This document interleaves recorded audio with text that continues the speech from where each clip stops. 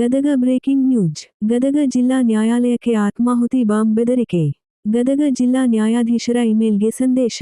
ವಿಕ್ರನ್ Rajguru outlook express ಅನ್ನೋ ಅಕೌಂಟ್ನಿಂದ ಸಂದೇಶ. ಮಧ್ಯಾಹ್ನ 1:55ಕ್ಕೆ ಆತ್ಮಾಹುತಿ ದಾಳಿ ಮೂಲಕ ಸ್ಫೋಟಿಸುವ ಸಂದೇಶ. ಸಂದೇಶ ಹಿನ್ನೆಲೆ ಸ್ಥಳಕ್ಕೆ ಶ್ವಾನದಳ, ಬಾಂಬ್ ಶೋಧನಾ ತಂಡದಿಂದ ಪರಿಶೀಲನೆ. ಕೋರ್ಟ್ ಕಲಾಪ ಮುಂದೂಡಿ ಹೊರ ಬಂದ ಸಿಬ್ಬಂದಿ. ಸ್ಥಳಕ್ಕೆ ಎಸ್ಪಿ ರೋಹನ್ ಜಗದೀಶ್ ಭೇಟಿ ಪರಿಶೀಲನೆ. ವರದಿ ನಾಗರಾಜ ಹಣಗಿ, ಪ್ರಜಾಧ್ವನಿ ಲಕ್ಷ್ಮೇಶ್ವರ.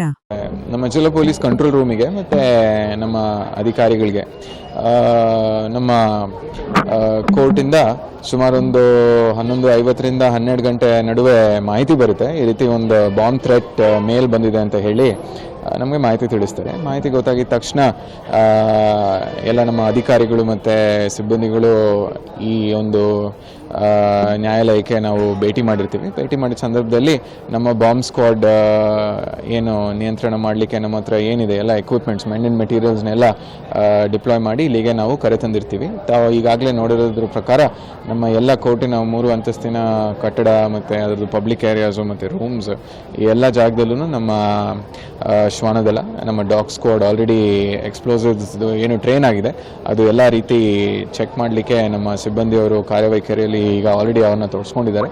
ಅದ್ರ ಜೊತೆಯಾಗಿ ನಮ್ಮ ಹ್ಯಾಂಡ್ ಆ್ಯಂಡ್ ಮೆಟಲ್ ಡಿಟೆಕ್ಟರ್ಸಿಂದ ಕೂಡ ನಾವು ಎಲ್ಲ ಕಡೆ ಚೆಕ್ ಮಾಡ್ತಿದ್ದೀವಿ. ಅದ್ರ ಜೊತೆಗೆ ನಮ್ಮ ಅಂಡರ್ ಪ್ಲೇಸ್ ಮಿರರ್ ಎಕ್ವಿಪ್ಮೆಂಟ್ ಆಗಿರಲಿ ಮತ್ತು ಅದ್ರ ಜೊತೆಗೆ ಏನಿದೆ ಡೀಪ್ ಸರ್ಚ್ ಮೆಟಲ್ ಡಿಟೆಕ್ಟರ್ಸ್ ಎಲ್ಲದರಲ್ಲೂ ನಾವು ಚೆಕ್ ಮಾಡಿ ನಾವು ಎಲ್ಲ ರೀತಿ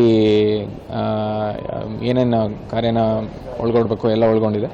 ಇದ್ರ ಬೇಸಿಸ್ ಮೇಲೆ ಈಗಾಗಲೇ ನಾನು ಮಾನ್ಯ PDG ಮೇಡಮ್ ಅವ್ರಿಗೆ ಭೇಟಿ ಮಾಡಿದ್ದೀನಿ. ಭೇಟಿ ಮಾಡಿ ಎಲ್ಲ ರೀತಿ ಪರಿಶೀಲನೆ ಮಾಡಬೇಕು ಅಂತ ಕೂಡ ನಾವು ಇವತ್ತು ನಮಗೆ ಮೇಲ್ನೋಟಿಗೆ ಬಂದರೆ ಮಾಹಿತಿ ಪ್ರಕಾರ ಭಾಳಷ್ಟು ಕೋರ್ಟಿಗೆ ಮೇಲ್ಸ್ ಬಂದಿದೆ ಅಂತ ಹೇಳ್ತಾರೆ. ಅದರಲ್ಲಿ ಇಲ್ಲೂ ಒಂದು ಬಂದಿದೆ ಅಂತ ಹೇಳಿ ನನಗೆ ಈ ಸಮಯಕ್ಕೆ ಮೇಲ್ನೋಟಕ್ಕೆ ಮಾಹಿತಿ ಇದೆ.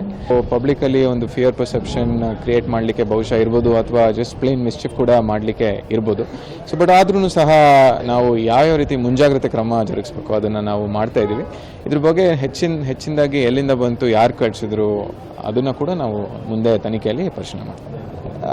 ಈಗ ನೋಡಿ, ತಮ್ಮೆಲ್ಲರಿಗೂ ಗೊತ್ತಿರೋ ಹಾಗೆ ಒಂದು ಯಾವುದೇ ಇಮೇಲ್ ID ಆಗಿರಲಿ ಪಬ್ಲಿಕ್ ಡೊಮೇನಲ್ಲಿ ಅವೈಲೇಬಲ್ ಇದ್ದರೆ ಯಾವುದೇ ಒಂದು ವ್ಯಕ್ತಿ ಅದನ್ನು ಮಿಸ್ಯೂಸ್ ಮಾಡ್ಕೊಳ್ಲಿಕ್ಕೆ ಎಲ್ಲ ರೀತಿ ಸಾಧ್ಯತೆ ಇರುತ್ತೆ. ಸೊ ಆ ಸಮಯದಲ್ಲಿ ಒಂದು ಸ್ವಲ್ಪ ಮಿಸ್ಚಿಫ್ ಮಾಂಗರ್ಸ್ ಮಾಡಿರ್ಬೋದು ಅಂತ ಹೇಳ್ಬೋದು. ಬಟ್ ಆದರೂ ನಮ್ಮ ತನಿಖೆಯಲ್ಲೇ ಇದ್ರ ಬಗ್ಗೆ ನಾವು ಸ್ಪಷ್ಟನೆ ನೀಡಲಿಕ್ಕೆ ಸಾಧ್ಯತೆ ಇದೆ.